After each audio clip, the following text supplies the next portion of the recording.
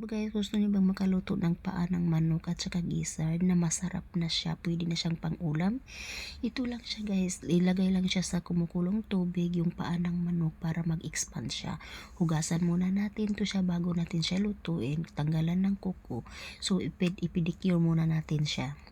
So ito ang mangyayari sa kanya, hugasan natin mang maayos para mawala ang langsa. At saka next naman ito guys, ito naman yung gizzard, yung gagawin natin guys. Hugasan natin yung gizzard, make sure na wala pong mga yelo-yelo na masama dun sa gizzard. So pagkatapos nating hugasan guys, mag-ready tayo ng mga pag kumulo na yung tubig, i-ready mo pala tong mga ricados guys. So yun yung ricados niya, at saka kung pag kumukulo na, ilagay mo yung chicken. So ito guys, kailangan mo siyang ibabad sa malamig na tubig para bumuka yung mga yung panit ng paa ng manok. So ito yung mag-caramelize kayo ng sugar.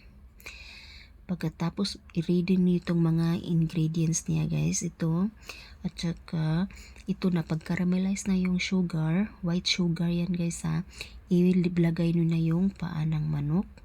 Pagkatapos, ilagay niyo yung paa ng manok, kailangan niyo siyang i-mix. At saka, ilagay niyo na itong mga ricados niyo. Tingnan niyo na lang, balikan niyo na lang. Pagkatapos nito, ito na yung mangyayari sa kanya, nagba-brown. Ilagay mo na yan. Yan. Yung scallion yata, yun malaki na sibuyas ba. So yan, ganyan yung para makita nyo, mayroong ahos, walang sibuyas dahon, at saka yung laurel leaves, laurel ba yan o bay leaves. So yan yung ilagay ninyo, at saka wag mo na tong ganito lang, yung ilagay mo lang sa itaas kasi mabilis lang maluto yung gizzard eh. So para hindi siya tumitigas. So ganyan siya guys, hayaan mo lang siya na kumukulo na ganyan.